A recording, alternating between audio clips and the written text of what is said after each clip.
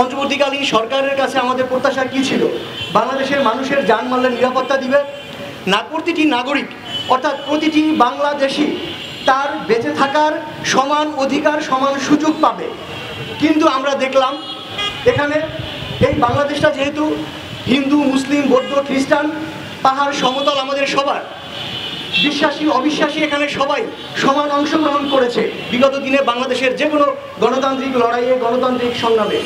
কিন্তু আমরা অবাক হয়ে লক্ষ্য করলাম 5ই আগস্টের পরবর্তী সময়ে একটি বিশেষ গোষ্ঠীর উদ্দেশ্য সাধনের লক্ষ্যে দেশের পরিস্থিতি নাজুক করার জন্য কিংবা আরও ভিন্ন কোনো উদ্দেশ্যে তারা এক ধরনের নতুন শব্দ আপনারা দেখবেন যে 5ই আগস্টের পরে জনপ্রিয় হয়ে উঠেছে মব।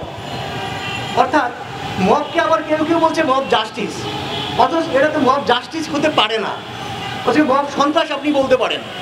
এই যে মব সন্ত্রাস চালিয়ে, অর্থাৎ আপনি যেটা পছন্দ করেন না, আপনার মতামত কেউ শুধুমাত্র পছন্দ করে না বলেই, আপনার মতো একই রকম পোশাক তিনি পরেন না বলে, আপনার মতো একই রকম খাদ্যাভ্যাসে কিংবা আহার নিদ্রায় তিনি অভ্যস্ত নন বলেই আপনি তাকে, কিংবা আপনার আর তার প্রার্থনার ধরন আলাদা বলেই আপনি তাকে আঘাত করবেন, আপনি তার জীবনের হুমকি হয়ে দাঁড়াবেন, তার জীবন কেড়ে নেবেন, এমন বাংলাদেশের জন্য তো আমরা কেউ লড়াই করি নাই। আজকে আমরা এখান থেকে দাঁড়িয়ে স্পষ্ট ভাষায় অন্তর্বর্তীকালীন সরকারের প্রতি আহ্বান জানাচ্ছি। খুবই স্পষ্ট ভাষায় আমাদের দাবি একটি, জানমালের নিরাপত্তা নিশ্চিত করতে হবে। প্রতিটি নাগরিকের জান ও জবানের, প্রত্যেকটি নাগরিকের প্রতি দায় ও দরদ নিশ্চিত করতে হবে। যদি এটা না পারেন, যাদের জন্য ব্যর্থতা, তাকে আসসালামু আলাইকুম বলে বিদায় নিতে হবে। তাই এবং পাশাপাশি আপনারা দেখেন এই আমাদের যেই ভূখণ্ড বাংলাদেশ, এই বাংলাদেশ প্রতিষ্ঠা হয়েছিল যেভাবে, অর্থাৎ বাংলাদেশের প্রতিটি নাগরিক সেদিন পাকিস্তানিদের বিরুদ্ধে লড়াই সংগ্রাম করেছিল। সেদিন কিন্তু গারো, চাকমা কিংবা ধরেন সাঁওতাল, বাংলাদেশি, পাহাড়ি, সমতল, এটা কোনো বিভেদ ছিল না, সবাই সমান যুদ্ধ করেছিল সেই পাক হানাদারদের বিরুদ্ধে। একইভাবে এদেশের প্রতিটি গণতান্ত্রিক লড়াই সংগ্রামে আপনি দেখেন সবশেষ 24-এর যে গণতান্ত্রিক লড়াই সংগ্রামটি হলো, সেখানেও আমাদের আদিবাসী ভাইদের অংশগ্রহণ ছিল, সেখানে একজন বিশ্বাসী ভাইয়ের অংশগ্রহণ ছিল, একজন অবিশ্বাসী বোনের অংশগ্রহণ ছিল। তাহলে কেন 5ই আগস্টের পরে এই বাংলাদেশটা সবার জন্য সমান নিরাপদ হবে না?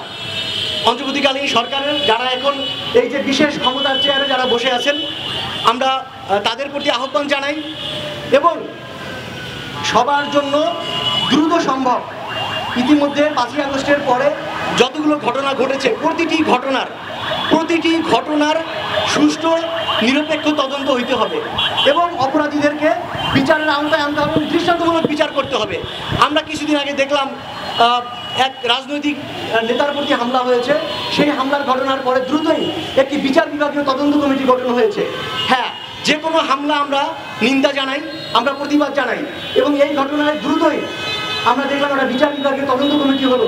কিন্তু এর বাইরে 5ই আগস্ট পরবর্তী সময়ে আজকে আমরা এখানে যে জন্য এসে দাঁড়িয়েছি, এরকম কতগুলো ঘটনা ঘটেছে বাংলাদেশে, টেকনাফ থেকে তেঁতুলিয়া পর্যন্ত, কিংবা গারো পাহাড়ের দিকে আপনারা তাকান, রাঙামাটি হিলট্যাক্সের পাহাড়ের দিকে সেখানে গিয়ে তাকান, সুন্দরবনের গিয়ে তাকান। এই যে প্রতিটি কোনো একটি ঘটনায় কিন্তু এরকম আমরা সরকারকে দেখলাম না বিচার বিভাগীয় তদন্ত কমিটি বানাতে। অর্থাৎ সরকার সিলেক্টেড, অর্থাৎ সরকারের যে প্রতিবাদ বা সরকারের যে উদ্যোগী হওয়া, এটাও আমরা দেখলাম যে নির্বাচিত হয়ে যাচ্ছে। এই যে অন্তর্বর্তীকালীন সরকার একটা অনির্বাচিত সরকার হয়েও তারা নির্বাচিত খেলা খেলছে। তো এই জায়গা থেকে অন্তর্বর্তীকালীন সরকারকে আমরা বলবো, আহ্বান জানাবো, আপনারা এই নির্বাচিত প্রতিবাদ কিংবা নির্বাচিত পদক্ষেপ থেকে বেরিয়ে আসেন। সকল মানুষের জন্য, সকল বাংলাদেশির জন্য নিরাপদ বাংলাদেশ আপনারা করেন এবং অপরাধীদেরকে দ্রুতই বিচারের আওতায় আনেন। আজকে এখানে যারা সমবেত বন্ধুরা এসে উপস্থিত হয়েছেন, যারা আয়োজন করেছেন, সকলের প্রতি আমি আবারও আমার আন্তরিক অভিবাদন এবং ধন্যবাদ জানাচ্ছি। সকলের মঙ্গল হোক।